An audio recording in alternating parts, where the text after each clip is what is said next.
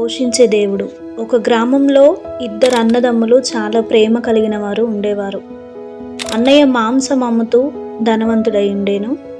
తమ్ముడు అదే గ్రామంలో ఒక దీన స్థితిలో ప్రభువు కొరకు త్యాగపూరితమైన సేవ చేస్తూ ఉండేవాడు.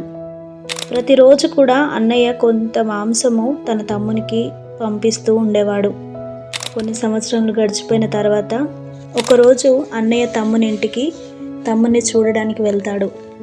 అప్పుడు, తమ్ముడా, ఎన్నో సంవత్సరముల నుండి నేను నీకు మాంసం పంపిస్తూ ఉన్నాను కదా, నేను వృద్ధుడనైతిని, నా మరణము తర్వాత నీవేం చేస్తావు అని అన్నయ్య ఆ తమ్ముని ప్రశ్నిస్తాడు.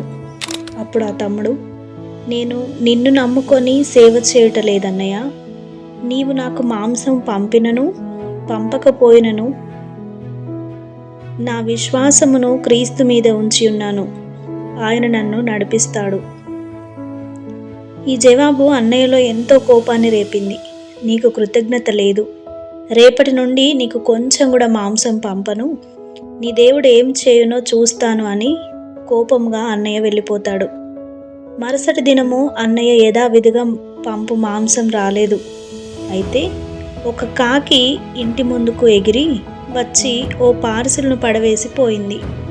ఆనాటికి సరిపడు మాంసము మాత్రమే కాదు, మిగతా వంట సామాగ్రి అందులో ఉండెను.